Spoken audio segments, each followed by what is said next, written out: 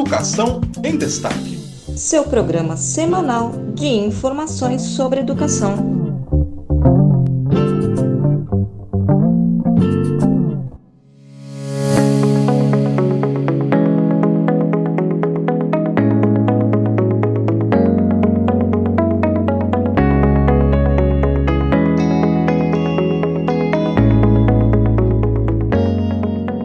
No último dia 27 de maio, o Ministério da Educação anunciou um corte de mais de 3 bilhões no orçamento da educação.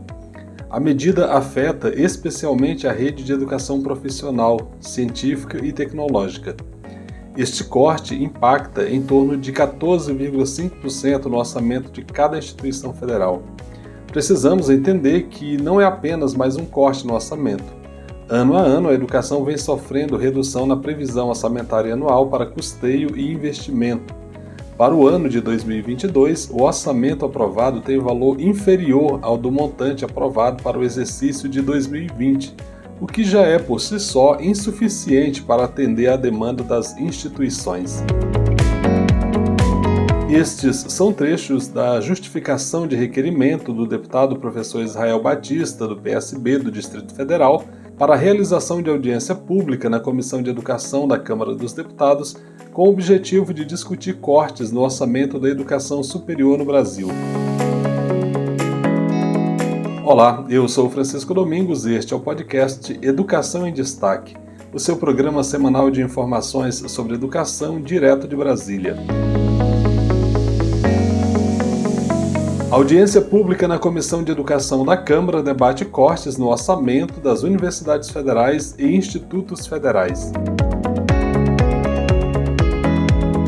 O Congresso Nacional avalia cumprimento das metas do Plano Nacional de Educação. Reunião anual da SBPC tem maior programação dos últimos anos. Teletrabalho ou mais trabalho? O ATENS, Sindicato Nacional, discutiu os impactos para os servidores públicos do Decreto 11072 de 2022. O Adurgs Sindical promove mesa de debate sobre movimento sindical e educação pública. Fica por aqui porque está começando Educação em Destaque.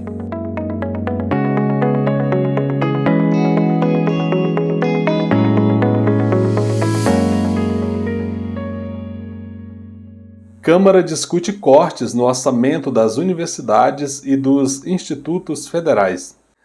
Foi nesta quarta-feira, dia 15, uma audiência pública na Comissão de Educação da Câmara dos Deputados, e ali representantes de instituições de ensino superior criticaram o corte de 3,2 bilhões no orçamento do Ministério da Educação anunciado pelo governo no dia 27 de maio. O autor do requerimento, que permitiu a realização do debate e que também coordenou a mesa da audiência pública, o deputado professor Israel Batista, entende que o MEC não tem agido em favor da sua própria pauta e não luta pelo próprio orçamento. Vamos abrir aspas aqui para a fala do professor Israel Batista na abertura dos trabalhos ali da audiência pública. Às vezes, nos parece que o MEC se submete de maneira acrítica às pressões do Ministério da Economia. O que nós vimos desde o ministro Abraham Weintraub foi uma certa docilidade diante dos cortes, diante das expectativas de diminuição de recursos da educação, o que não era visto em ministros anteriores, fecha aspas. Nessa audiência, o Kedson Lima, que é diretor de desenvolvimento da Rede Federal da Secretaria de Educação Profissional e Tecnológica do Ministério da Educação, disse que o orçamento da educação cresceu em 2022 em relação a 2021, mesmo com os cortes. Ele garantiu que o MEC fez um grande esforço ali junto à área econômica do governo para aumentar o orçamento e garantir a sustentabilidade das instituições de ensino superior. Vamos ouvir então o secretário que falou nessa audiência pública pelo Ministério da Educação. Como falado, em 2022, alô 2022, nós conseguimos uma acréscimo referente aí a 2021, que já foi um ganho considerável de mais de 27%. Mesmo com esses bloqueios ocorrendo hoje, está em torno de 7,2%, e o cancelamento de 2,6%, ainda temos um crescimento aí em torno de 21% referente ao orçamento anterior. Devemos considerar também que, de alguma forma, mediante essa situação das instituições, a tendência é que a gente não tem ainda a previsão do orçamento para 2023, mas enquanto MEC, enquanto DDR, enquanto CETEC, a gente está sempre a posto, buscando em parceria com a rede federal, isso é importante deixar bem claro, a parceria com a rede federal, a gente tem sempre um diálogo, mantido um diálogo sempre muito próximo, mitigando as dificuldades que as instituições têm hoje, tentando garantir a educação de qualidade. Em resposta a essas afirmações do secretário Kedson, que é representante do MEC, o presidente da Frente Parlamentar Mista da Educação e requerente da audiência, o deputado professor Israel, chamou a atenção para a corrosão do orçamento da educação pela inflação e da indisposição do MEC em lutar por um orçamento compatível com as necessidades da pasta. Os valores nominais indicam uma elevação, mas nós temos um acúmulo inflacionário nos últimos 12 meses, que é um acúmulo que atinge 2 dígitos, né?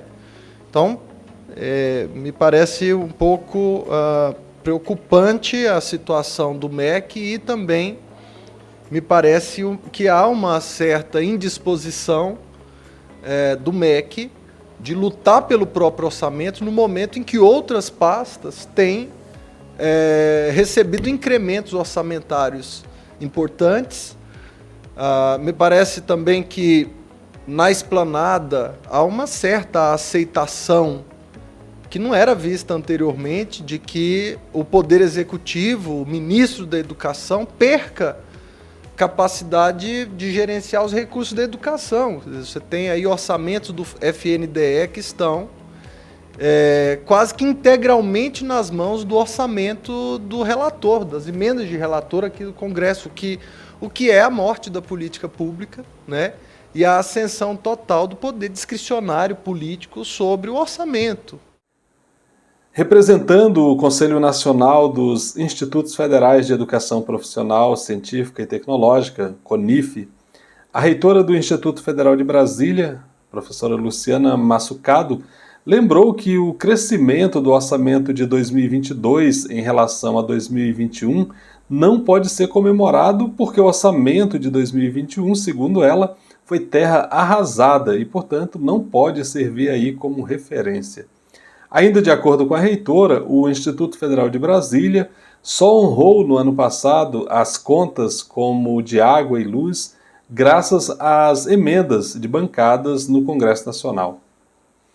O professor Newton Brandão, que é presidente da Federação de Sindicatos de Professores e Professoras de Instituições Federais de Ensino Superior e de Ensino Básico, Técnico e Tecnológico, o PROIFES Federação, apresentou números que revelam a gravidade no trato do orçamento da educação pelo governo. Vamos ouvir o professor Newton Brandão.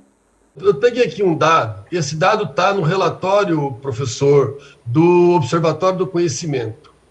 Os gastos discricionários da educação superior no Brasil eram de 14,9 bilhões em 2014. Ele atingiu 15,67 bilhões em 2015. E de lá para cá, ele vem caindo em queda livre. Ou seja, em 2021 foi 5,5 bilhões. Veja, eu estou falando de 15 para 0,5, uma queda de praticamente mais de 60% do orçamento discricionário.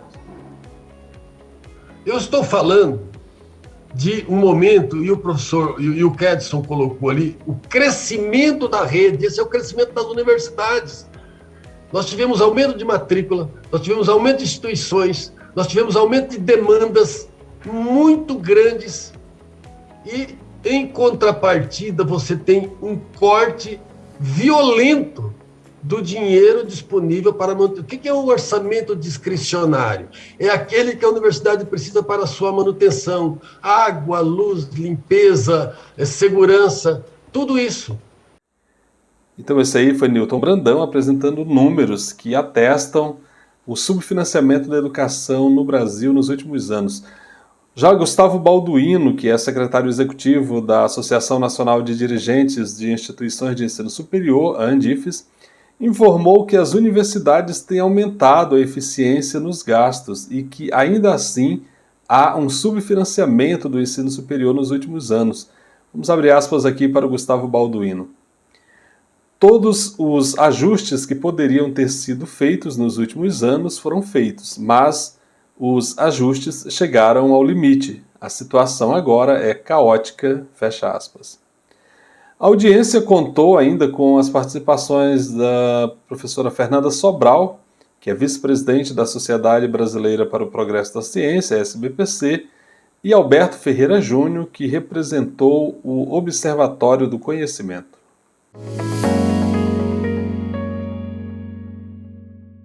Eventos do Congresso Nacional avaliam o cumprimento das metas do Plano Nacional de Educação. Está programado, então, para a próxima semana e começa no Senado, na segunda-feira, dia 20, às 15 horas, uma sessão de debate temático com a finalidade aí de fazer uma avaliação do cumprimento de metas do Plano Nacional de Educação, o PNE. Essa sessão temática ela vai acontecer atendendo a um requerimento apresentado pelo senador Flávio Arnes, que é do Podemos do Paraná. Na justificativa ali, o senador cita que o PNE completará 8 anos de vigência e um balanço de metas do plano deve servir para a reflexão sobre em que medida as 10 diretrizes que guiam a educação brasileira, planejadas para esse decênio de 2014 a 2024, estão sendo realmente cumpridas pelo poder público e pela sociedade civil. Já na terça-feira, dia 21, é a vez da Comissão de Educação e de Legislação Participativa da Câmara dos Deputados promoverem um seminário para avaliar aí os 8 anos do Plano Nacional de Educação. Na Câmara, o deputado Pedro Kizai, que foi quem pediu a realização desse evento, lembra que o plano tem 20 metas que devem ser cumpridas até 2024. Nos últimos anos, o parlamentar Pedro Kizai sempre promove um evento aí para fazer o diagnóstico da implementação do plano. Uma das metas, para que você lembre aí, uma das metas do PNE é ampliar os investimentos em educação para 10% do Produto Interno Bruto, do PIB, do Brasil, aí até o final de 2024. E o que isso significa, então? Aí? Para efeito de comparação, nações desenvolvidas investem, em média, 7,5% do Produto Interno Bruto em educação. Então, o Brasil se impôs essa meta no Plano Nacional de Educação de, até o final de 2024, investir 10% do PIB na educação brasileira. O plano também tem metas de valorização dos profissionais do magistério, das redes públicas e de ampliação de escolas públicas que ofereçam educação em tempo integral. E isso não tem avançado muito, mas o evento da próxima terça-feira na Câmara, assim como a atividade que acontece no Senado no dia anterior, no dia 20, na segunda-feira, vão avaliar aí como é que está evoluindo essa execução do Plano Nacional de Educação. Tanto o evento do Senado quanto o evento da Câmara serão transmitidos aí pelos canais do Senado e da Câmara. O seminário, no caso da Câmara, será transmitido pela TV Câmara, no canal ali no YouTube, a partir das 14 horas da terça-feira, dia 21.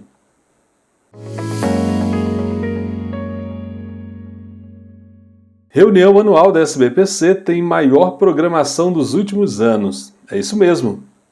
A reunião anual da Sociedade Brasileira para o Progresso da Ciência, ela está voltando à sua forma presencial.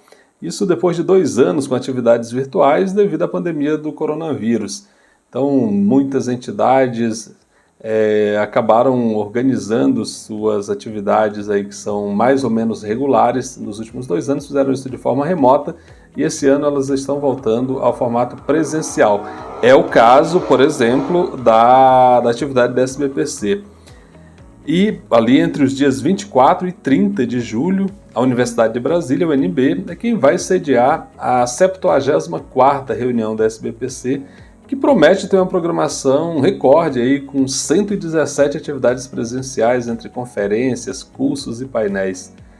Neste ano o evento traz como tema Ciência, Independência e Soberania Nacional. Isso em alusão ao ano que marca o bicentenário da independência do Brasil, que acontece ali no dia 7 de setembro, e o centenário da Semana de Arte Moderna. Então, esses dois eventos acabaram aí contribuindo para esse tema da 74ª reunião do SBPC. Portanto, o tema do evento é Ciência, Independência e Soberania Nacional. Cientistas de destaque no país e no mundo confirmaram presença no evento. Um exemplo é a pneumologista e pesquisadora da Escola Nacional de Saúde Pública da Fundação Oswaldo Cruz, a Margarete Dalcomo, que fará uma conferência com o tema A Visão da Ciência no Enfrentamento da Pandemia e o Futuro da Saúde no Brasil. A programação, ainda provisória, porque tem atividades que estão sendo confirmadas, então a programação ainda provisória desse evento pode ser acessada ali pelo site da SBPC, que é o sbpcnet.org.br, sbpcnet.org.br.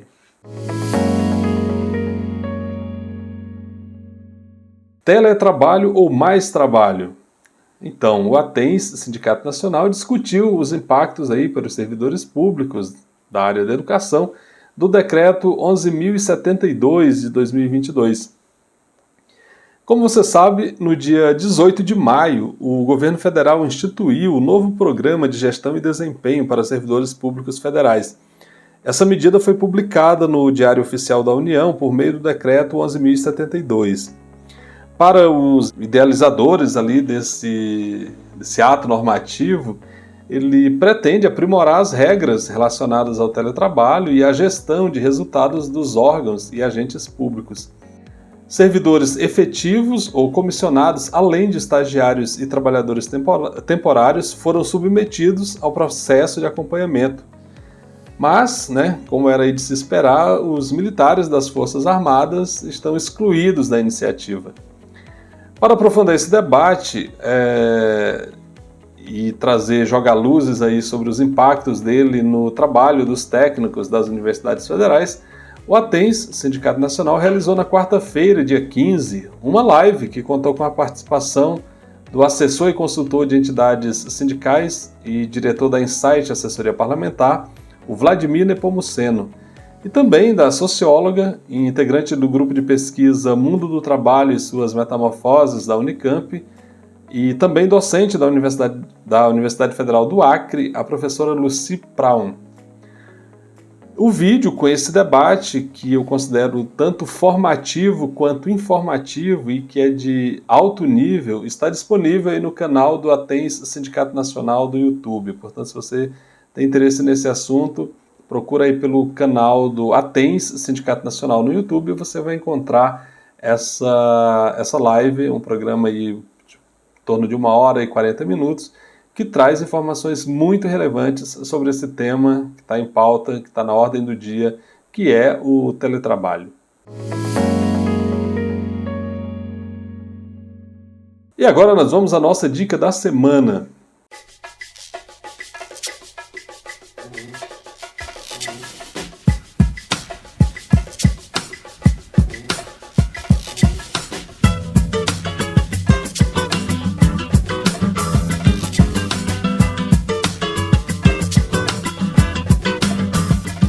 A Durgs Sindical promove mesas de debate sobre movimento sindical e educação pública. Bom, o mês de junho é um mês de festas aí para a nossa parceira, a Durgs Sindical, que nesse ano completa 44 anos. E dentro deste espírito de comemoração, na próxima terça-feira, dia 21, a entidade promove 2 mesas de debate. A primeira às 18 horas com o tema Desafios do Movimento Sindical e a Educação Pública. E a segunda às 19 horas abordando o papel da Durgs no movimento sindical.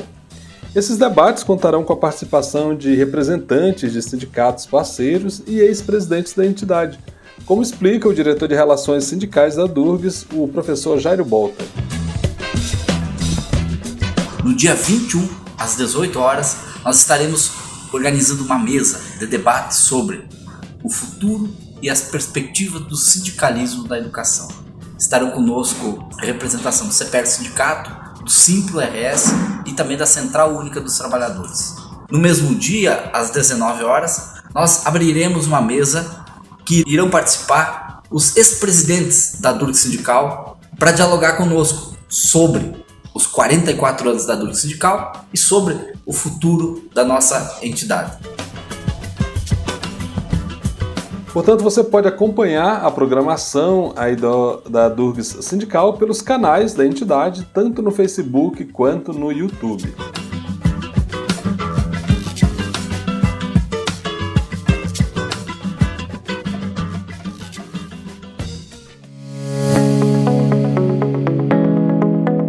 Nós estamos chegando ao final do nosso programa. Muito obrigado pela sua audiência. O podcast Educação em Destaque é uma produção de Destaque 61, assessoria e consultoria.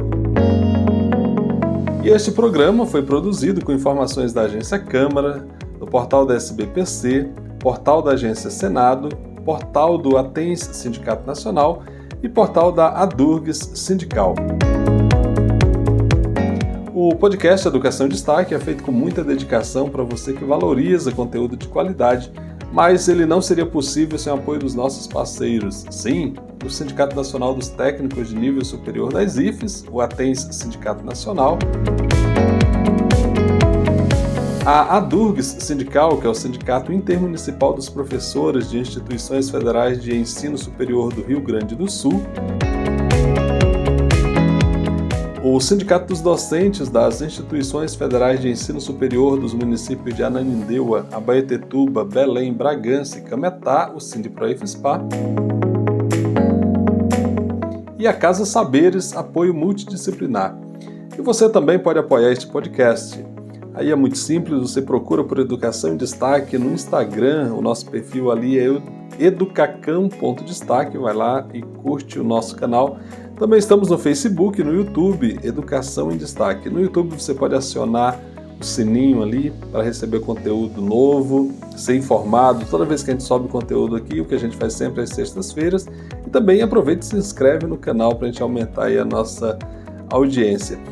E uma outra forma de você ajudar também, que é bem interessante, é você compartilhar esse link aqui do Spotify para os seus canais, tanto do WhatsApp quanto do Telegram. E aí você distribui entre os seus grupos de amigos, todo mundo que você sabe que vai se interessar por esse conteúdo.